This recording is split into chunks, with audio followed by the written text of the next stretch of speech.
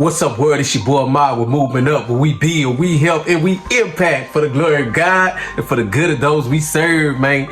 Man, I want to holler at my educators one more again. I know the weekend coming up, you know what I'm saying, for some of y'all. And so, man, when every time I hear that, I begin to think about, man, I've heard so many teachers, you know what I'm saying, when I chop it up with them and it's Friday, they be like, it's Friday, you know what I'm saying? Oh, it's Friday, dog. You know what I'm saying? And so, like, as I began to hear that word, Friday, at first it was funny, you know what I'm saying? But then I started checking out the inflections in some people's voices, man.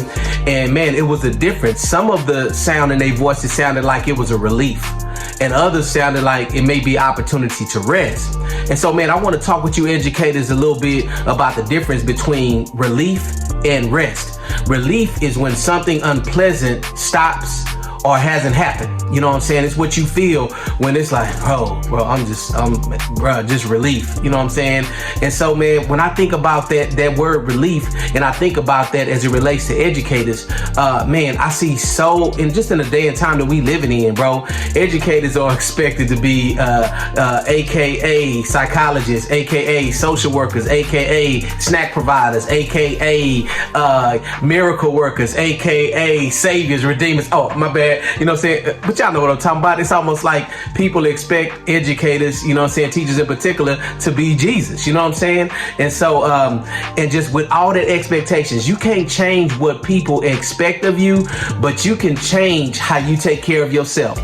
So instead of going into relief mode when it's an ice day, or man, like, ooh, man, we ain't gotta go in, you know, instead of going in relief mode when it's the weekend or when it's spring break, man, let's go into a rest mode. And what rest does, when you take a rest, what you do is that you stop a particular activity for a set period of time in order to relax and in order to get your strength back, so you can go back and do that thing that you feel like you're supposed to be doing in this season of your life, man. And so that's what it is. So I want to just share a few points with you guys, and depending on how you wired, I'm gonna go through this quick, but man, Movement Up has some professional development training for teachers around self-care. And so a couple of things I want to share. If you are introvert and you are in education, that means that you get your energy, as far as replenishing your energy, and you truly rest when you're by yourself, or when you're in a space and a place where you don't have to engage with other people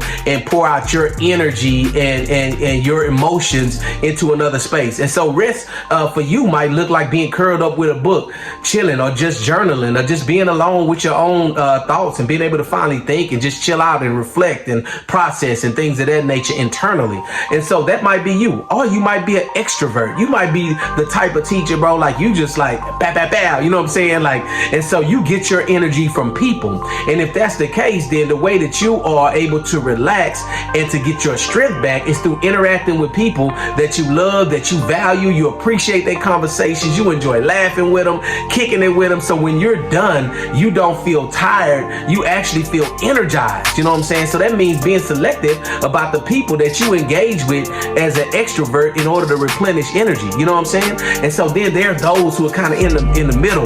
They might be an introverted extrovert, meaning like on the outside when you see them, they look like they quiet and they chill, but then when they get around people that they come for, they, you know what I'm saying, out there and they energize, boom, boom, boom. And so, like, you know, they need something different. And then those of you that are extroverted introverts, to the people, you know what I'm saying, you look like, you know what I'm saying, you just love interacting with people, you just love being around people all the time, but really you get some energy restored to you sometimes by being alone, by being by yourself.